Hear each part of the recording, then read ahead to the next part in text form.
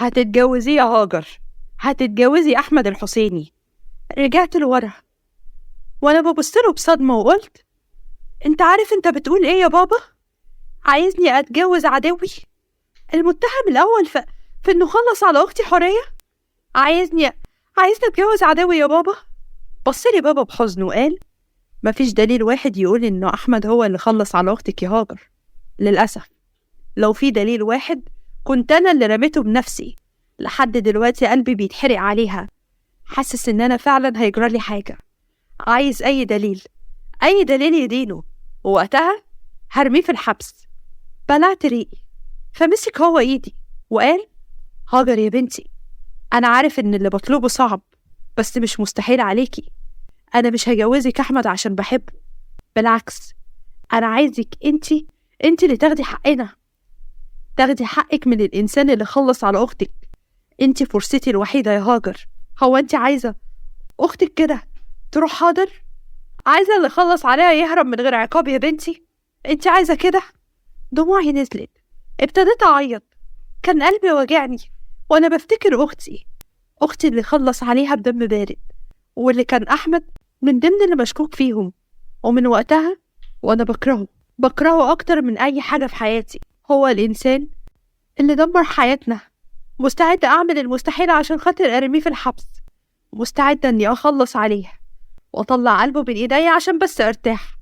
بس الطريقة دي صعبة أتجوز الإنسان ده ويرتبط اسمي باسمه. اللي بيطلبه أبويا ده صعب أوي. قرب مني بابا وقال: ما تعيطيش يا هاجر، انتي بنت علي الشناوي، وبنت علي الشناوي ما تعيطش، بتاخد حقها. بس أحمد هو اللي حرمنا من حورية، وانتي الوحيد اللي هتقدري انك تاخدي حقك منه، الوحيدة اللي هتجيبي حق أختك. بصيت له وابتديت اقتنع. مسك بابا ايدي وقال: فكري يا بنتي، فكري. أحمد عايزك بأي طريقة، هو مستعد هيجيبلك اللي انت عايزاه. هو اتجنن عليكي بعد ما شافك بعد موت أختك، وهيبقى خاتم في صباعك. هتقدري بسهولة انك تقضي عليه، وبعدها هترميه بعد ما تاخدي اللي انت عايزاه منه. حسيت راسي وانا بقول لبابا: موافقة يا بابا، موافقة. حدد ميعاد الفرح، وبعدين سبته ورحت اوضتي. نمت على سريري، فردت شعري ودموعي كانت بتنزل. انا هتجوز الشيطان ده اللي حرمني من اختي، اغلى حاجة عندي. صحيح ان انا بعدت عن اختي 5 سنين بحالهم لما رحت اشتغل في الامارات، ولما جاتلي مكالمة صادمة من بابا ان اختي خلاص ما بقتش موجودة، انهارت. صفيت شغلي كله وقررت ارجع بلدي. ولما رجعت وعرفت ان احمد الحسيني هو المتهم الاول، كنت مصممة ان انا اعاقبه. حاولنا كتير نثبت عليه التهمة، بس هو خرج منها زي الشعرة من العجين. ومن وقتها انا هتجنن عشان اثبت التهمة عنه، ومش هرتاح غير لما اشوفه داخل جوه السجن. وبعد مرور يومين فقت على جملة المأذون الشهيرة: بارك الله لكما وبارك عليكما وجمع بينكما في خير. قالها المأذون، وبكده بقيت مرات أحمد الحسيني رسمي. اتفضلي يا عروسة، قالها أحمد بتريقة. وقفت وأنا بحاول أخبي غضبي وحقدي. قرب مني ومال عليا شوية لحد ما لمس ودني وقال: أنا حلمت باللحظة دي من وقت ما شفتك يا هاجر. كتبت نفسي وأنا حاسة بالغضب، وبعدين خلاني أبصله وقال: ودلوقتي انتي ملكي أنا وبس، وقعتي في فخي أخيرا. فخك ازاي يعني؟ قلتها برعب. ابتسم هو بتريقة وهو بيشدني دي وبيقول: جرى يا قطة، فاكرة اني عبيط؟ ولا فاكرة؟ مرر ايده على وشي وقال: ولا فاكرة عشان انتي جميلة؟ فاكرة ان جمالك هيخليني اتغاضى عن اللي انتي ناوية تعمليه معايا؟ انت طلعتي ساذجة اكتر من ابوكي. قالها بتريقة. فرفعت ايدي عشان اضربه بغضب، بس هو مسك ايدي وقال: لا يا هانم، عيب، ده انا جوزك. وبعدين شدني ليه وهو بيتني ايدي وبيقول: لو فكرتي تعمليها تاني هكسر ايدك فعلا. اتقي شر يا هاجر عشان ما زعلكيش، مفهوم؟ بصيت له بصدمة، ما كنتش متوقعة ولا مصدقة انه كشفني بالسهولة كده. كنت فاكرة إن أنا هاخد حقي منه، هقدر أعيشه في جحيم. بس هو طلع أذكى مني أنا وبابا. زقني شوية وقال بشر: لعبتك اتقلبت ضدك يا هاجر، وهتعيشي معايا أسوأ أيام حياتك، وأول عقاب ليكي إنك مش هتخرجي من هنا أبدا. وبعدين رجع لورا وقال: سوري بقى يا مراتي، مضطرة تقضي ليلة الدخلة لوحدك، أنا ماشي، عن إذنك. وبعدين طلع من البيت، قفل الباب بالمفتاح. المجنون ناوي يحبسني. فكرت بصدمة وأنا بجري على الباب بحاول أفتحه، بس ما كنتش قادرة. الدموع نزلت من عيني وأنا بجري عشان أتصل ببابا، بس اتصدمت لما ما لقيتش الموبايل بتاعي. المجنون حبسني هنا وأخد تليفوني. الحيوان، أنا هدمره، أنا هقضي عليه، هخلص عليه زي ما خلص على أختي وحبسني. مستحيل أسامحه على اللي عمله، مستحيل. سحبت فستاني ورحت على السرير ونمت وأنا بعيط. وبعد مرور ساعتين كان أحمد واقف وهو بيبص لها وهي نايمة. كانت في عيونه نظرة حزينة، حزن وحب. وتاني يوم فتحت عينيا وشهقت لما لقيته قاعد جنبي. ابتسم باستفزاز وقال: على بالك يا عروسة، ما تخافيش، أنا جوزك. أنت حبستني هنا؟ أنا مش مصدقة إنك اتجرأت على كده. ابتسامته وسعت وقال: يلا عشان هنسافر لشهر العسل، اجهزي يا عروسة. عينيا وسعت بصدمة. فقاله وهو داخل الحمام: طيارتنا بعد ساعتين، يلا. يخرب بيت جنانك، قلتها بعصبية. وبعدين قررت أجريه لحد ما أعرف هيوصل لفين. كنت عايزة أعرف إيه آخره. للأسف أحمد طلع أذكى مننا أنا وبابا، وكان لازم أغير الخطة، لازم أفهمه إن أنا استسلمت. سافرنا شرم لشهر العسل، حجزنا في فندق كبير هناك. عدى يومين، أحمد سايبني على راحتي، ما بيقربش مني، حتى لما بيتكلم معايا كلامه بيكون لطيف قوي. ودي بصراحة حاجة قلقتني منه قوي. كنت متحفزة وجاهزة لأي غدر منه، وخايفة كمان. وفي يوم جه وقال لي: جهزي نفسك، هخرجك. استغربت طلب، بس جهزت. لما كلمت بابا الصبح وقلت له على تصرفاته معايا، طلب مني إني أجاريه شوية، يمكن في لحظة ضعف يعترف وأقدر أمسك عليه دليل وأحبسه. لبسته وخرجنا سوا، اتفسحنا، قعدنا على البحر. الشمس غابت وقعدنا. كنت بشرب قهوتي، كان بيبصلي وأنا بشرب القهوة وكان حابب يتكلم. أنا اتوترت شوية لما بدأ يتكلم ويقول: أنا عارف إن بدايتنا كانت غلط يا هاجر، ومدرك لكده كويس، وللأسف بدل ما أحاول أصلح الموضوع أنا بوظته. سبت القهوة، بصيت له بكره وقلت: إيه رأيك نبقى على نور مع بعض يا أحمد؟ أنا عارفة إنك أنت اللي خلصت عليها، عارفة إنك خلصت عليها وحرمتني من أختي. هز راسه وقال: أنا فعلا ما جيتش جنبها ولا خلصت عليها، أختك هي اللي خانتني. لا، أنت كداب. أيوة أنت كداب. صرخت فيه وأنا بعيط. كنت قاعدة بترعش وقلت: أنت بتحاول تبرر لنفسك إنك خلصت على أختي عشان خانتك. أختي عمرها ما تعمل كده، عمرها. مسك إيدي وقال: ممكن تهدي بس؟ اسمعيني، اديني فرصة أشرح. أنت مش فاهمة حاجة. ضربت على الترابيزة بغضب وقلت: لا، فاهمة وفاهمة كل حاجة. أنت خلصت على أختي، خلصت عليها، ودلوقتي بتتهمها إنها خانتك. وحتى لو صوتي اتخنق، ابتديت أعيط. وحتى لو خانتك طلعها، لكن ليه تخلص عليها؟ حرام عليك، ليه تحرق قلبنا عليها؟ أنا عمري ما هسامحك يا أحمد، وأعرف إن هتجيلي الفرصة اللي أقدر أخد حقي منك. وقتها مش هتردد أبدا إن أحبسك. وبعدين سبته ومشيت. بص هو عليها وهي بتبعد، كان جواه حزن كبير. يا ريت تعرف الحقيقة كلها، يا ريت تفهم إنه مش من النوع ده. يا ريت. دخلت أوضتي وقفلت عليا الباب. قعدت على السرير وأنا بعيط. علي بيحلل كلامه، بس ما كنتش عايزة أصدقه. مستحيل يكون بريء. أيوة، هو اللي خلص عليها. هو اللي عمل كده أكيد. أنا مش لازم أصدق غير كده عشان أخد حقي منه. أنا لازم أحبسه، أحرق قلبه زي ما حرق قلبي على أختي. هو بيحاول يخدعني بس أنا مش هتخدع. أنا هنال انتقامي منه، وهريح أختي في تربتها، وهريح قلبي وقلب أبويا. خلي الشهر العسل ورجعنا على البيت. وبابا جه يزورني في الوقت اللي أحمد راح فيه الشغل.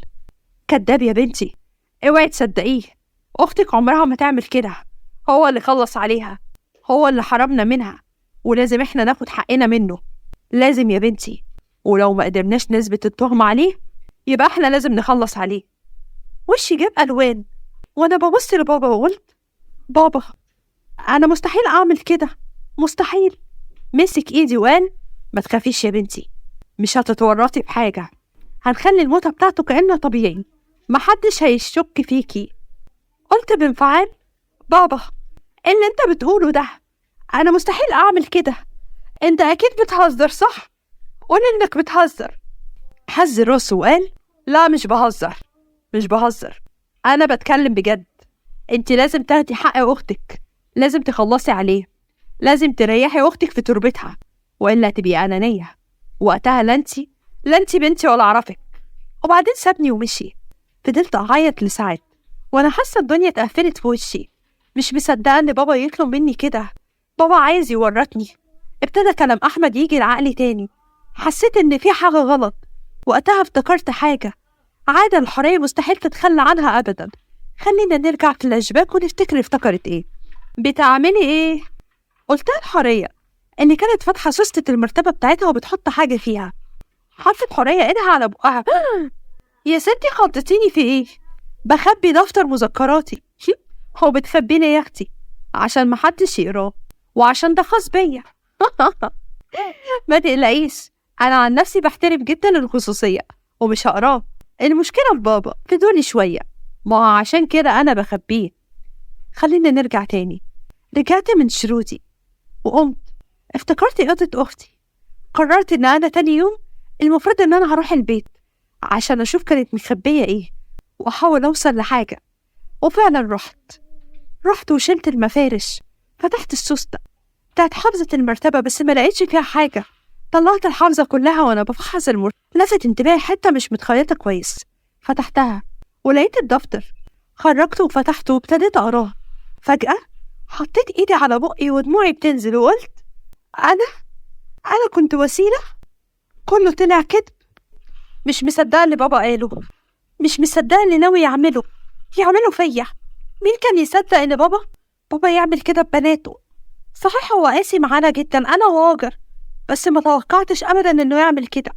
هو عارف إن طول عمري بحب إيهاب زميلي في الكلية، إنسان محترم ومتعلم، صحيح مش غني بس مبسوط إلى حد ما. لكن أبويا رفضه وأجبرني أتجوز أحمد الحسيني. حاولت كتير أرفض، اترجيته كتير بس هو كان بيضربني هدد إن هو هيأذي إيهاب. كانت حورية كاتبة كده في مذكراتها.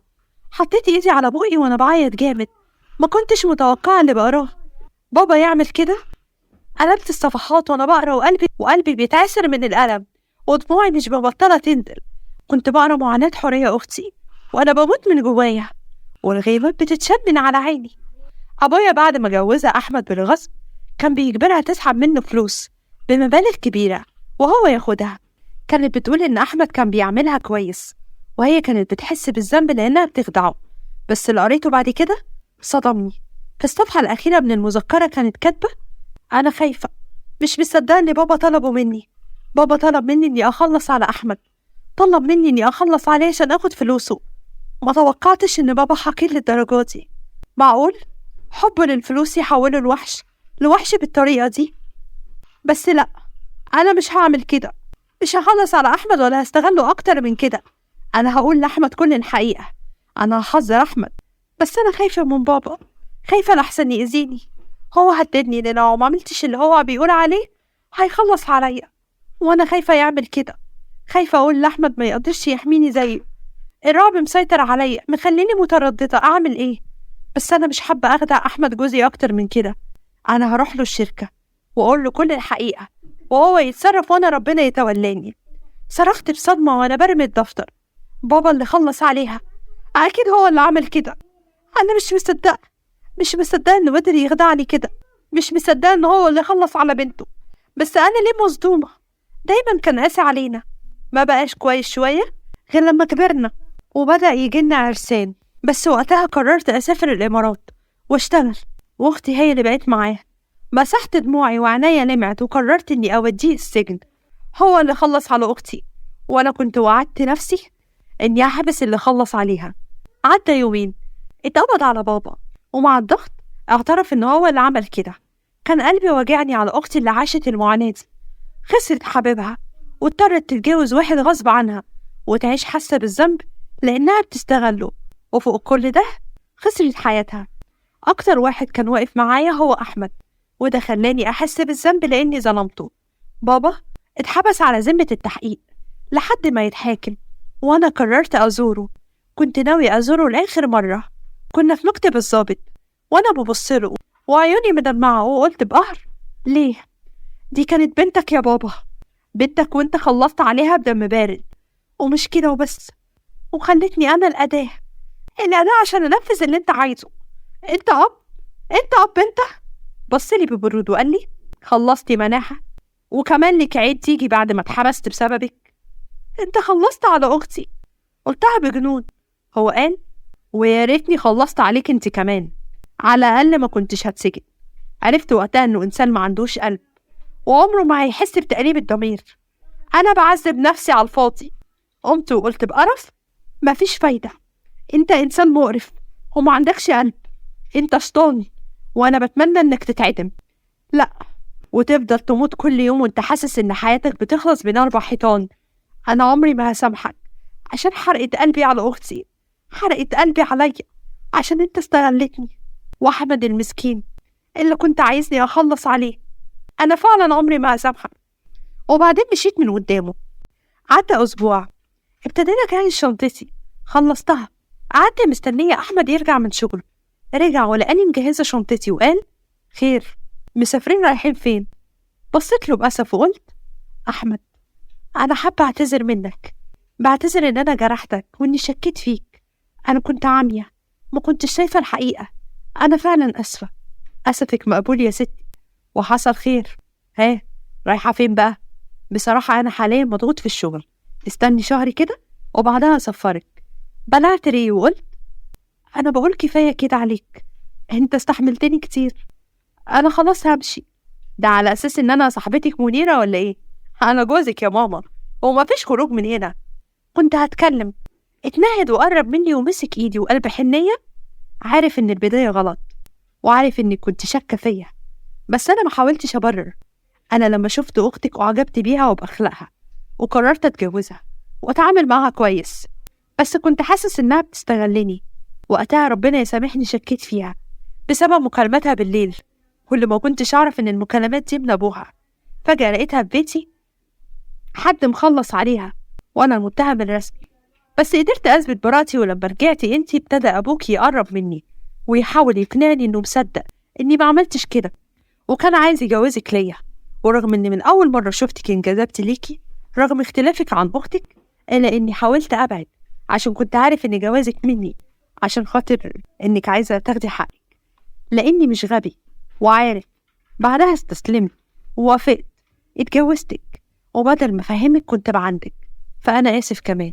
وحاجة كمان، حط إيده على وشي وقال: أنا حبيتك يا هاجر، حبيتك وعارف إن نفسك تشوفيني ميت. حبيتك رغم احتمال إنك تكوني موتي، وطالب منك فرصة لينا، فرصة أكون أمانك وإنت تكوني سكني. ممكن تديني فرصة أحبك؟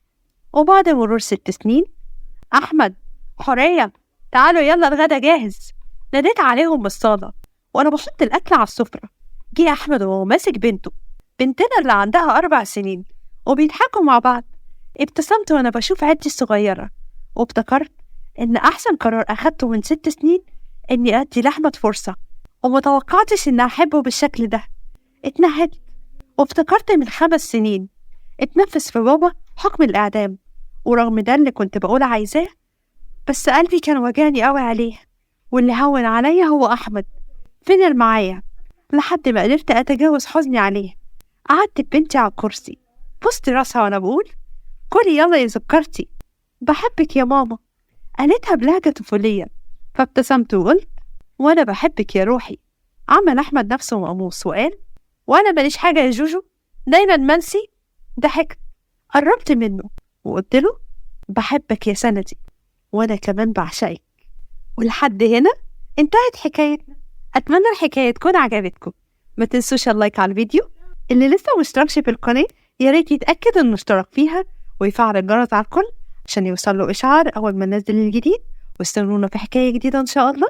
أشوفكم على خير. باي باي.